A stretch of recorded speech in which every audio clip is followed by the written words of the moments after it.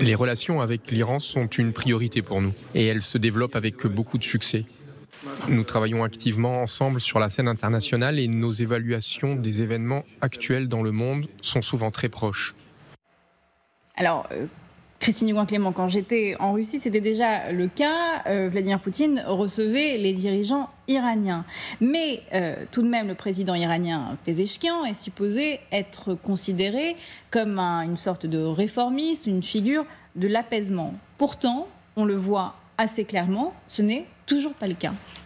Non, alors c'est toujours pas le cas. Et puis on a le président, mais on a aussi le guide suprême. Dans les décisions que l'on a vues, on a bien eu le signal en fait. Le guide suprême reste le guide et reste à avoir un rôle assez important. Ce qui fait d'ailleurs que quand vous avez en règle générale des délégations, notamment russes, mais aussi chinoises, qui viennent en Iran, eh bien elles passent par une visite qui est, quand on connaît un petit peu, qui est nécessaire vers le guide suprême. Alors après, la Russie avec l'Iran, on parle de l'axe des CRIC, donc Chine, Russie, Corée du Nord et Iran. On a une relation qui s'est renforcée, notamment avec l'invasion en Ukraine. On a eu ces livraisons massives de Shahed.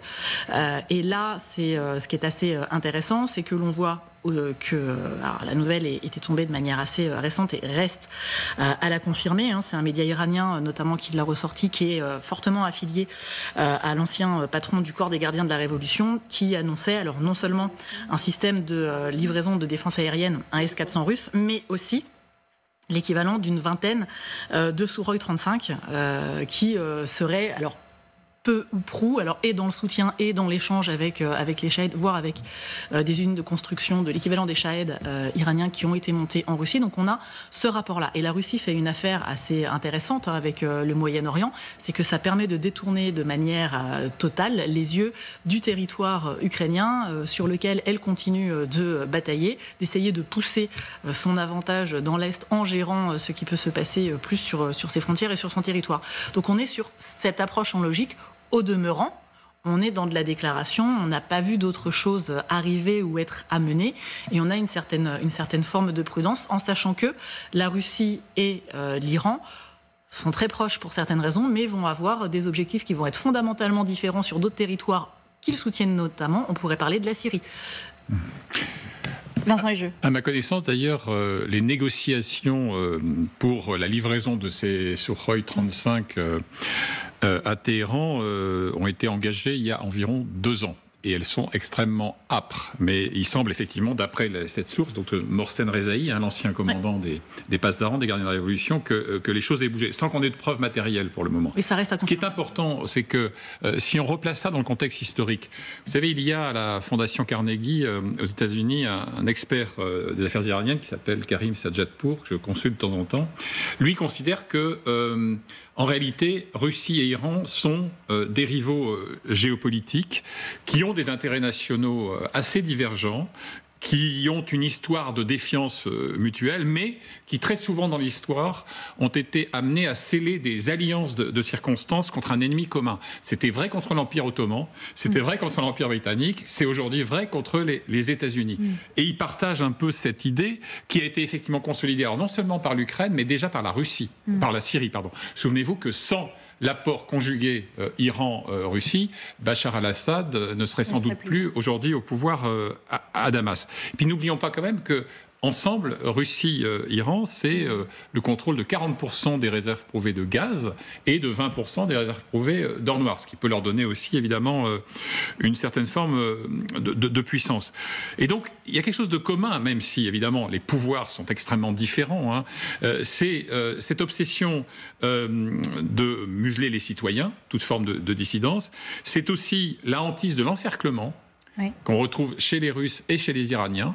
Et puis, c'est aussi une autre psychose qui est celle du travail de sape que l'ennemi occidental serait en train d'opérer à l'intérieur de la société, même si c'est plus palpable aujourd'hui dans l'Iran de 2024 que dans la Russie de Poutine. Mais regardez, puisque le président iranien a donné une interview au propagandiste en chef du Kremlin, Pavel Jaroubine. On écoute. J'aimerais dire à Israël, arrêtez de tuer des innocents, arrêtez de bombarder des habitants de civils qui n'ont déjà plus rien. Israël a violé tous les accords internationaux possibles et imaginables. Il le fait parce qu'il sait que les États-Unis et l'Union européenne sont derrière lui. L'Iran qui utilise les canaux de propagande russes pour faire passer son message. Qu'est-ce qu'il se joue là, Christine Dugouin-Clément ? Alors, ils utilisent les canaux, mais on a aussi un narratif qui est assez bien connu. C'est-à-dire qu'on est dans le défenseur, donc on va faire un petit peu du cherry picking en choisissant ce que l'on va dire et comment on va l'amener. Donc on est dans cette véritable approche-là. Encore une fois, je rejoins sur les alliances de circonstances, ce qui fait que d'ailleurs il y a parfois une relative défiance. C'est pas forcément que le seul. On pourrait parler notamment des accès aux mers chaudes. On pourrait parler de beaucoup de choses sur lesquelles on est dans des relations qui sont extrêmement compliquées. Et c'est là-dessus d'ailleurs que joue la réassurance américaine en disant voilà, les autres ne sont pas forcément stables. Regardez même entre eux, alors que vous avez des gages d'amitié et des grandes déclarations avec des narratifs communs. Eh bien, qui est sur le terrain pour soutenir ? Il y a des alliés qui sont stables et d'autres qui ne le sont pas, qui sont fiables et d'autres qui ne le sont pas. Donc on retrouve ce genre d'arguments-là. Et dans le narratif, on est sur un narratif extrêmement commun qui est pas forcément d'ailleurs pour nous, mais qui peut porter pour d'autres. C'est finalement, on va nourrir un anti-américanisme, un anti-mondialisation, etc., que l'on retrouve dans énormément de canaux qui ne visent pas uniquement le Moyen-Orient, mais qu'on va retrouver aussi sur le continent africain. Donc on a un petit peu un jeu, si vous voulez, de boomerang, où l'idée étant de dire, vu qu'on est coincé de ce côté-là, quels sont les autres qui pourraient venir en soutien et aider, sachant que la Chine, pour l'instant, a d'autres intérêts. Elle est dépendante pour une grosse partie de ses hydrocarbures du Moyen-Orient, elle a des intérêts économiques et reste très en retrait pour essayer surtout d'éviter de mettre le doigt entre un potentiel marteau et une potentielle enclume. Parce qu'une autre situation qui nous interpelle, c'est cette visite du ministre des Affaires étrangères iranien en Arabie Saoudite et au Qatar.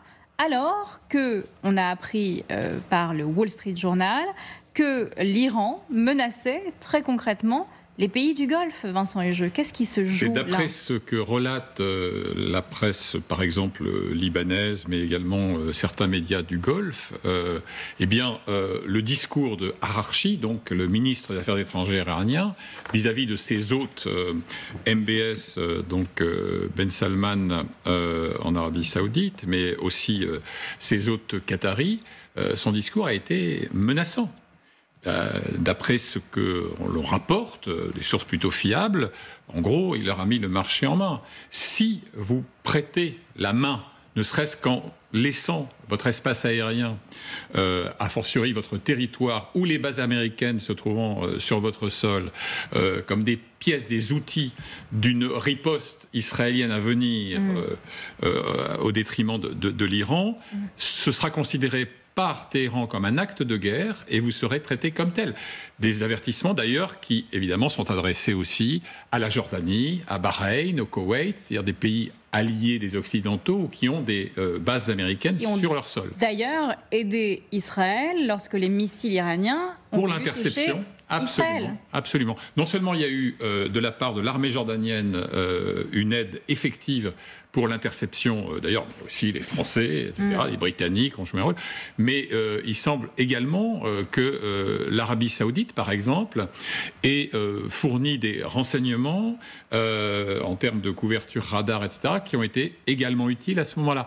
Donc, si vous voulez, tout ça fait que, en gros, l'Iran essaye de neutraliser une complicité possible de ces pays dans l'hypothèse, qui est d'ailleurs plus qu'une hypothèse, d'une représailles israélienne dont on ne connaît toujours pas aujourd'hui ni le contour, ni évidemment la date. Dernier point que je trouve assez intéressant, il semble que Washington ait fait passer, via justement des pétromonarchies du Golfe, ou au moins l'une d'entre elles, un message à Téhéran sur le thème « Nous ignorons tout » du contour que prendra la riposte israélienne, et en tout cas de notre côté, nous ne contribuerons en rien à d'hypothétiques frappes sur des sites de recherche ou de production à caractère nucléaire.